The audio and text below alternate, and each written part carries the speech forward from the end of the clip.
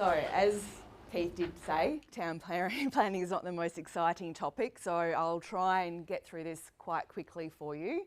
But it's a good groundwork to understand how a lot of the other design stuff comes later, because it's the fundamentals that you have to think about that will control a lot of what you can do. So just going through this sort of list, I think the main thing you should think about when you're doing any retrofitting or new dwelling designs is look at what your objectives are. I mean, if you go to a builder or a developer, they will say it's about making money, but people tend to have different objectives. It might be about providing a dwelling for your children who can't afford anywhere else, or it might be, creating some more room for your family. You think about your objectives and concentrate on those when you move through the rest of the design process. Once you've got that sorted out, generally you will need to get what they call a feature survey done. So that's a map of what you've got existing on your lot, and it's especially important if you're going to be keeping a house on the property. So it'll identify where all the trees are located, and it's really important for a designer when they come to do up a plan for you. If you're looking at saving retaining any trees on the property, get an arborist involved. They will be able to tell you whether the tree is worth keeping or not, and how to protect that tree too whilst you're undertaking development. Then you'll have to think about the title and the type of tenure that you want to use if you are looking at developing a new dwelling that you eventually will sell off. And I will quickly go through those different types of titles so that you can have an understanding of what might best suit you. Town planning, so what you can achieve on the property, what your setbacks are, all that type of stuff. I won't go through all of it, but I'll just give you some pointers of where you can find the information that suits you. Building design, Matt is going to go through that a bit more. What you need to do if you are looking at keeping trees and building around them. The approvals process, like a couple of people have mentioned, that it can be a fraught when you're trying to get an approval, so that's something to think about as well. And then when you're actually getting into construction, you've got your site works, and again, especially important if you are looking at keeping any trees.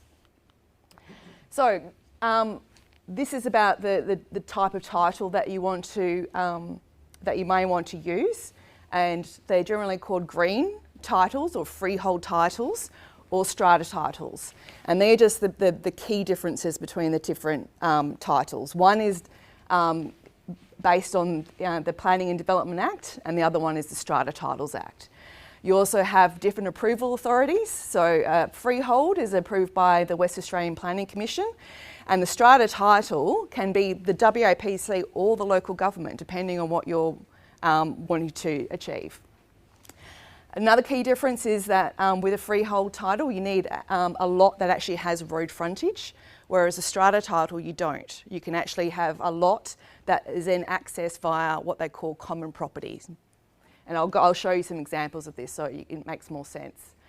And as I said, so freehold doesn't include common property where strata title can. And another key difference, which will add to your costs, is that with a freehold title, you need to have an engineer design your sewer infrastructure. But with strata title, you don't. You just have a plumber that will design it, because it's an internal process.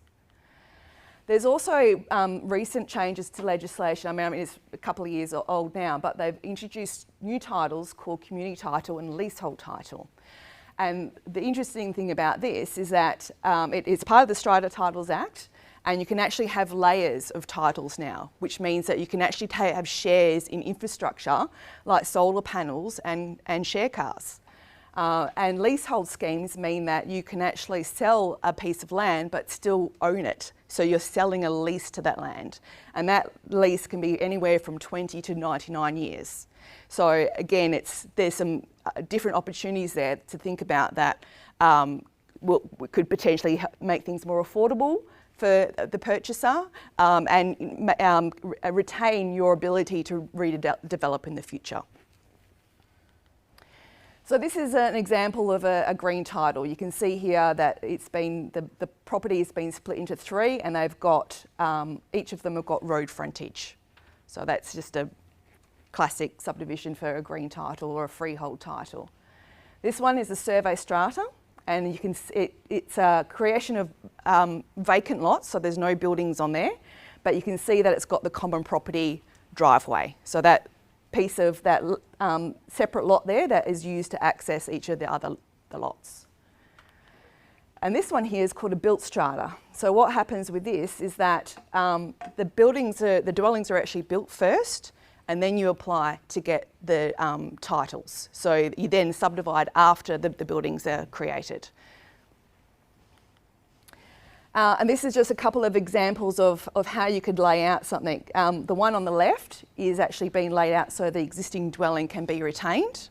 And you can see it's got quite an unusual shaped common property lot, because it's narrowed down where the building is in order to maintain that, keep that building.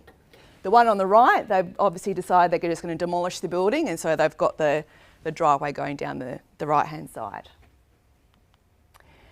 I've just put this up because these are the main legislation or guidelines that regulate pretty much all dwellings throughout WA. Local governments will have policies that vary these, but most of your requirements on dwelling design will come from these. And there's actually different volumes based on whether you're doing a low density, medium density, or apartment and mixed use. So one of the things that, and I think was a question about ancillary dwellings. So I've just put this up here because this is something that is really, a lot of people don't know about, and it's actually really important if you want to create smaller, more affordable dwellings. So an ancillary dwelling is previously was called the granny flat. So, and it was previously only allowed to be lived in by a relation, hence the name granny flat. Quite a few years ago now, they actually changed it so that anybody can live in a granny flat now. With ancillary dwellings though, as the name suggests, it's ancillary to the main dwelling. So it can't be subdivided off, it has to have a maximum floor area of 70 square metres, and the lot size has to be a minimum of 350 square metres. So that actually means there's quite a few properties in Perth that can have a granny flat. The next one that a lot of people don't know about is what they call the aged or dependent person dwelling. So these are dwellings that are designed for what they call universal access. So they have larger sort of passageways and circulation around in certain rooms to allow people with walkers or wheelchairs to get around easily. And obviously, you know, ramps to doorways and things rather than stairs. So they, in order to develop an aged independent person dwelling, you need to develop a minimum of 5 dwellings with any single development. And I know there is some local governments have actually reduced that down to 2. So again, that might be an option if you are wanting to develop a smaller dwelling and you don't quite have enough room to develop a standard size. You might have enough room in your lot to do a aged independent person dwelling, because what happens with those is actually if you need 300 square metres for a lot size, a minimum lot size, you only need 200 with an aged independent person dwelling. And that's the same as the single bedroom dwelling, or what they're actually going to be called a small dwelling. So minimum lot area can be reduced by 1/3, i.e. 200 instead of 300, and have a maximum floor area of 70 square metres. So that's a typical 2-bedroom dwelling. I currently live in a 70 square metre dwelling as with my partner, and it's big enough for us. So again, it's something that I think that we need to do more of for single people and for younger people to get into the market. So those, both the age independent person dwellings and the single bedroom dwellings can actually be subdivided off and sold off to somebody else. I've just put up here some other key legislation and policies that you would need to look at for the City of Vincent, so their local planning scheme and some of the key policies that they've got that you would need to have a look at. So they have one called Built Form, and that is, as I mentioned previously, it has some requirements that vary the R codes, and it generally comes down to local variations are generally about maintaining the character of an area. So the City of Vincent has a lot of heritage, so it's important to have some provisions that maintain that heritage look of the area, even with new dwellings. They have one about age independent person dwellings, sustainable design, car sharing, which is a really for a local government to have something about car sharing is really good, and trees of significance too. So about keeping trees that have a high value, which we will go through a bit later. And then character and heritage area policies, development guidelines for heritage, and then sometimes they have site-specific or area-specific guidelines. And I've just put a couple examples there. They've got some for Richard on the Park, Highgate, Joel Terrace, etc. So if you live in any of those areas, there's going to be a policy that's specific for your area. And again, just a couple of the key provisions that I've pulled out of the local planning strategy, local planning scheme, and the Built Form policy that you would need to consider when you're doing a design, or your architect is doing a design, because there are variations to the R codes on street and lot boundary setbacks, building height, garages and carports, deep soil areas, and development on a right of way, or aka laneway. And we're up to video 2.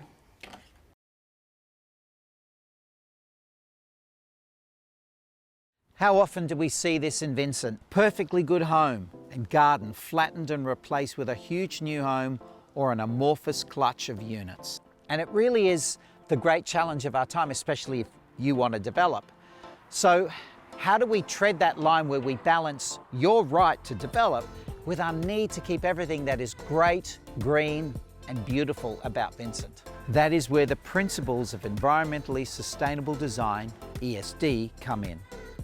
And though you may suspect that this has all been hatched by bureaucrats in an office, this is actually what the community wants, and it is taking the world by storm. ESD is helping cities all around the world create communities that are at once livable and healthy. And all of that translates into better, more vibrant, and more highly sought after places for people to live. It can be how we orientate our homes, where we place our windows and shading, the amount of insulation we use, clever design for accessibility and adaptability, and whether we have some funky fruit like a selection of interior and exterior colours and materials, solar panels, grey water, rainwater, and a native and water-wise planting, and the retention of beautiful existing trees. When it's all combined, it can give you some extraordinary outcomes. You can have beautiful builds, massive savings in running costs, increase in property value for an ever more discerning market. And behind me is Jimmy's house. Jimmy, tell us a little bit about how you went about designing this amazing space. It's really about challenging the typical way that people approach a battle axe lot. Mm-hmm. And I can see that what we have here is so different from what is normally done. So much is generally lost with battle axe, isn't it? That's the issue. I mean, often character homes are retained, but the backyards get destroyed. So all the trees and canopy coverage, gets replaced with buildings only. So we wanted to change that. And the way that you've designed it, so you are literally taking advantage of your back lane and then the little public open space. That's it. It was really important for us to get 100% green plot ratio. So there's more courtyards, planted area and open space than the site itself. Tell us a little bit more about the passive solar design of this home? And then secondly, costs. People are always going to be thinking, great idea, but is it going to cost more to build, and what are the running costs? Yeah, and it's a really important question because people might think, oh, I'm going to engage an architect, or I've got the council wants me to do all these things, it's going to cost me more in my build, but basic solar passive principles don't need to cost you more. Getting north light, into your living spaces, into your bedroom spaces, making sure that you can warm up that concrete slab during winter and let it radiate out through the night. That doesn't cost anything except good thinking, really. And same with cross ventilation.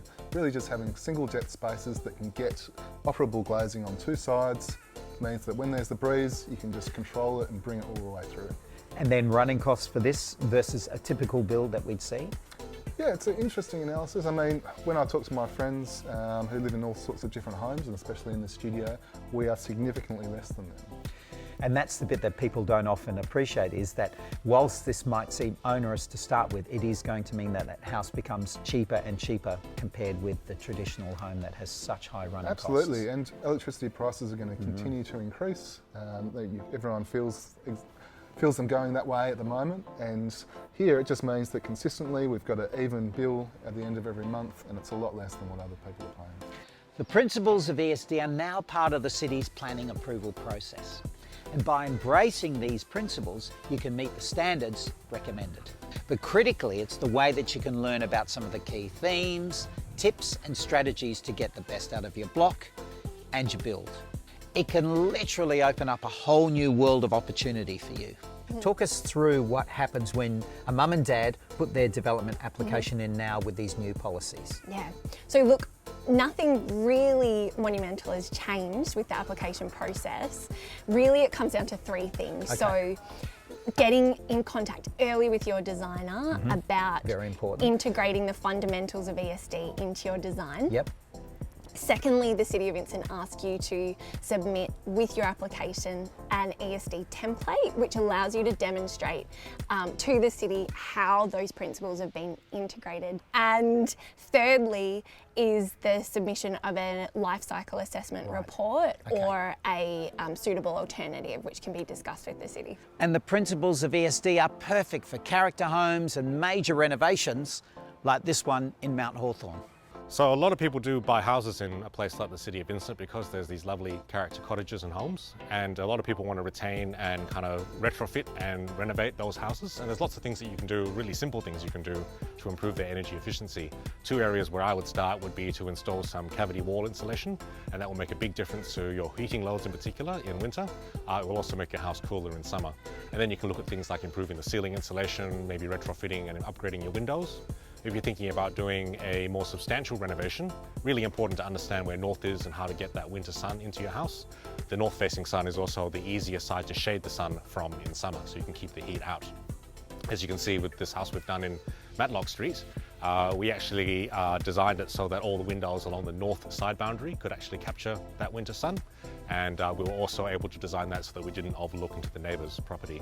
And by working with an existing house, as opposed to demolishing the whole thing and building new, we actually saved the carbon footprint of around 40% compared to a new build. So we've had this house for about 10 years and we really wanted to make it more sustainable than it originally was. So a lot of the old houses are really leaky and drafty. They weren't designed for the northern light and northern aspect and that sort of thing. So one of the first things we did was install insulation, which really made a huge difference. It was such a cold house, and now it's really warm, basically from that very first step. Yeah, so aside from the insulation, obviously excluding drafts is another aspect that we addressed.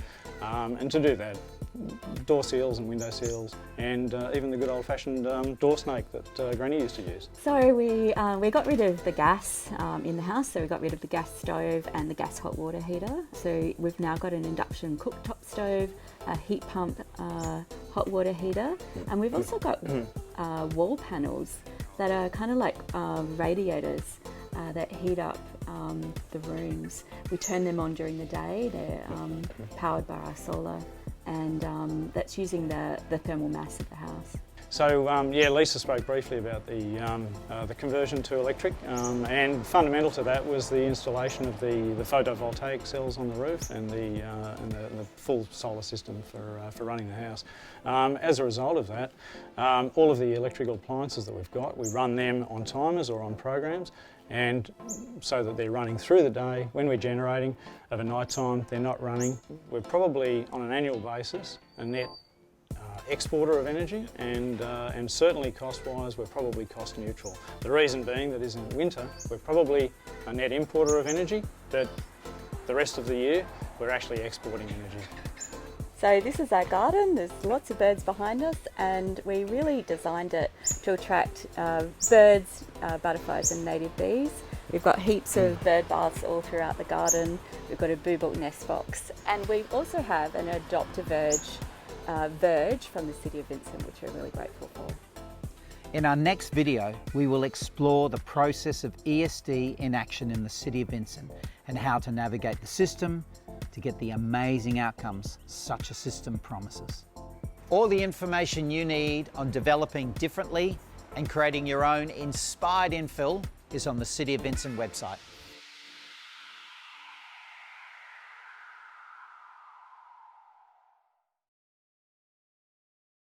Run through a couple of other examples just to give you some food for thought about different ways of doing things. So this is a classic example of an old house on a property with some mature trees in the backyard. You can see right over on the right what is typically done. The whole block is cleared, and then they put 3 villas on single-storey villas on the property. But this was something different that they did, and I'm just overlaying it so you can see. They've actually got the 3 dwellings side by side, so they've been able to keep those trees in the backyard.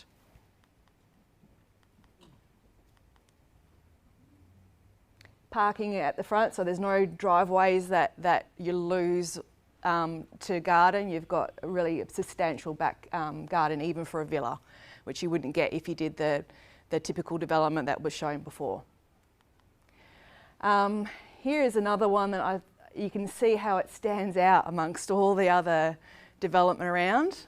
Long driveways and then the 3 houses. Well, this has still got 3 houses, but a lot more greenery.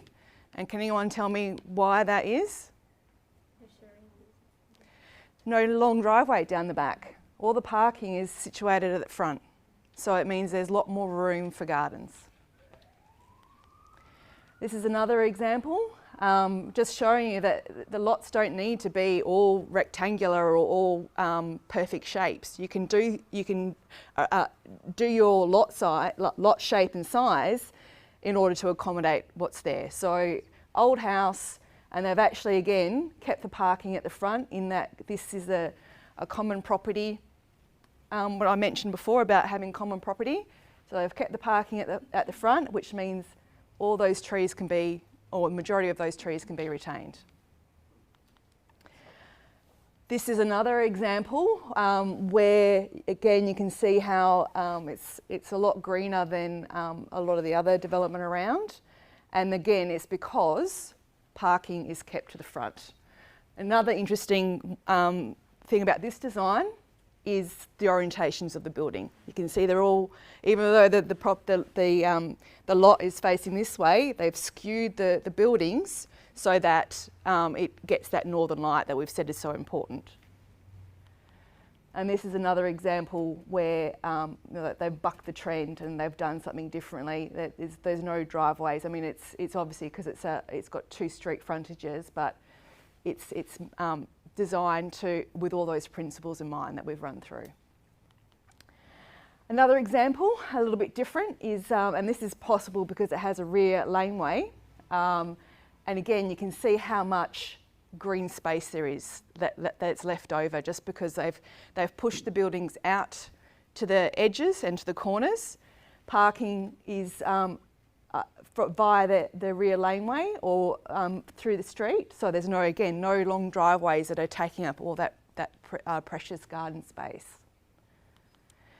And this one here is actually, I didn't mention before, but I actually also work for a not-for-profit community housing provider that specialises in housing cooperatives. So I'm not sure if anyone knows what a housing cooperative is, but it is basically a group of people that come together and do a group build. So you've probably heard about owner builders, and they do one dwelling. This is a group of people coming together and doing their own collaborative development. And the benefit of that is that the whole reason people do owner builds is so that they can save money. And that's the same thing here. Rather than a developer doing a medium density development, the people that are going to be living there do the development, which means they get their properties at cost. There's no developer profit. Okay, so people talking about affordability before, there's one way of doing it, collaborating with someone else and getting it. Again, you can see how lush and green this development is. There's actually 14 dwellings there, all ranging in size from 2 bedrooms to up to 4 bedrooms. And even though they have a driveway that goes through the whole property, so if you do have furniture that you need to offload or heavy shopping that you need to drop off, you can actually drive your car through there, but it's designed in such a way that it's more pedestrian friendly than car friendly. They've got narrow bricks that are actually for the tyre treads for the car, rather than having a 6 metre wide asphalt that runs through the property. And another interesting factor with housing cooperatives is actually they have this building here is a meeting place. It's like a hall that they can all use if they want to have a big gathering. So it's a way of being able to build smaller, because I think one of the biggest things when you live in a tiny place is having friends over or having a birthday celebration, and it just gets a little bit squeezy. Well, this allows you to have a smaller dwelling, and then you can book out the party place, so to speak, when you need it. And it means it's a lot more efficient. It has a kitchen and it has an office too. So people that they share it, there's a communal computer that if you don't want to have to pay for a computer, you can go into the office and use the communal computer.